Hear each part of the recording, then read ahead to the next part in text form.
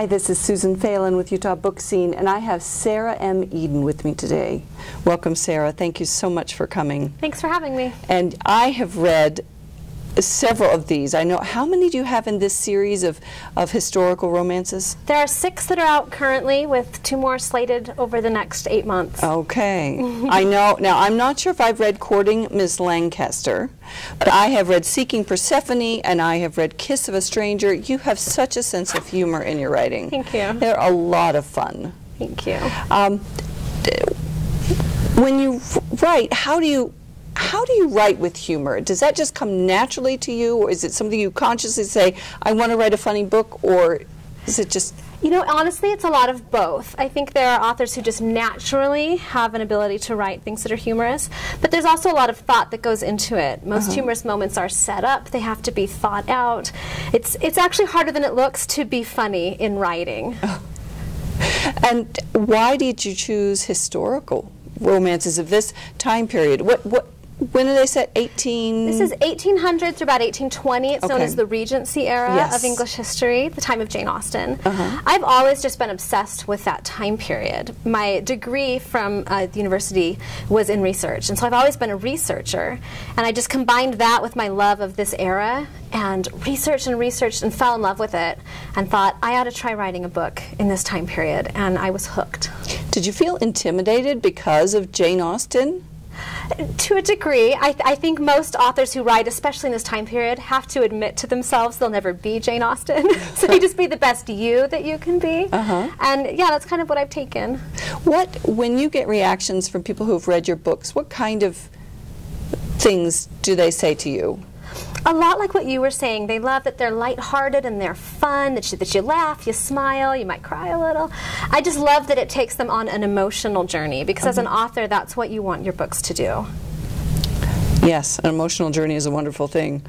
Do you find now with humor versus heavy books, you know, that's a heavy emotional journey that can really affect you. Do you find these still affect you emotionally in a heavy way because you're opening yourself up as you write? I think as an author, anytime you write something, it's an emotional journey because you're pouring yourself into it.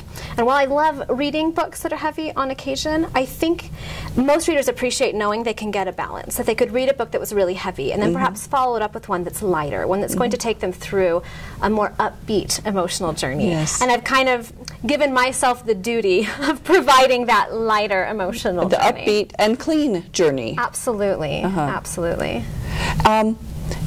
Now, you also have a new book coming out. This is coming out September 2000? August 2013.